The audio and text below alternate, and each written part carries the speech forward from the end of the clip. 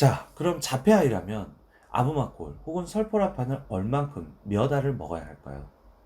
간단하게 설명드리자면 일반적으로는 아이들한테 아침에 하루 2정에서 3정을 섭취를 권장합니다. 하지만 모든 아이들한테 2정에서 3정이 최적화된 함량이라고 말할 수는 없습니다.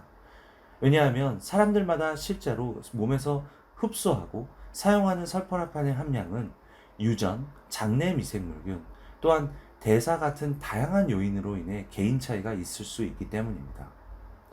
그래서 본인에 맞는 함량을 섭취하기 위해서 여러분들에게 설포라판을 섭취하는 2가지 방법을 소개해 드리도록 하겠습니다. 우선 첫 번째 방법으로는 체중으로 구분된 기준으로 섭취하는 것입니다. 하버드 대학에서 진행한 연구에서는 아이들의 체중에 맞게 설포라판을 제공하였습니다. 45kg 미만이었을 경우에는 9mg, 45에서 90kg이었을 때는 이것의 2배인 18mg, 그리고 90kg 이상이었을 때는 25mg의 설포라판을 아이들이 섭취했습니다. 이것을 계산하면 대략 6kg마다 1mg의 설포라판을 섭취한 것입니다. 이래서 만약 아이가 30kg이다 하면 6mg, 아부마콜 3정을 아침에 섭취하면 됩니다. 두 번째 방법은 시행착오를 걸쳐 본인에 맞는 함량을 찾는 방법입니다. 저는 개인적으로 이 방법을 추천드리는데요. 이유는 사람마다 생체 이용률, 즉 설포라판이 몸에서 생성이 되는 비율이 차이가 있기 때문입니다. 이 뜻을 예를 들자면 어떤 아이는 아부마콜 하나를 먹어도 충분한 설포라판이 제공될 수 있지만 또 어떤 사람은 4알을 먹어야 반응이 나타날 수 있다는 것입니다. 그래서 개인 차이를 감안한다면 아래와 같이 진행하시면 됩니다.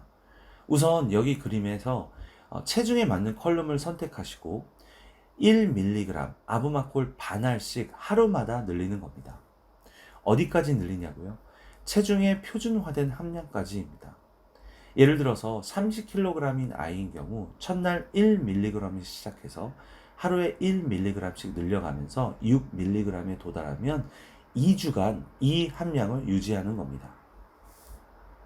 여기서 참고할 점은 만약에 아이가 2mg 아부마콜 하나를 섭취했을 때도 긍정적인 반응이 나타난다면 설포라판의 생체 이용률, 즉 글루코라파닌을 설포라판으로 전환하는 비율이 높은 것으로 판단하고 함량을 늘리지 않고 2mg을 꾸준하게 유지하는 것입니다.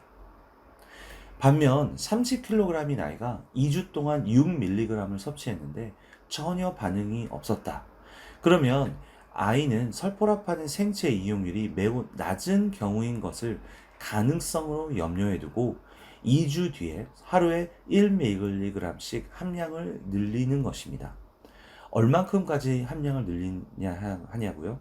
체중의 표준화된 함량이 2배까지입니다. 즉 30kg이 아이인 경우 최대 12mg, 아부마콜 6알까지 늘리는 것입니다.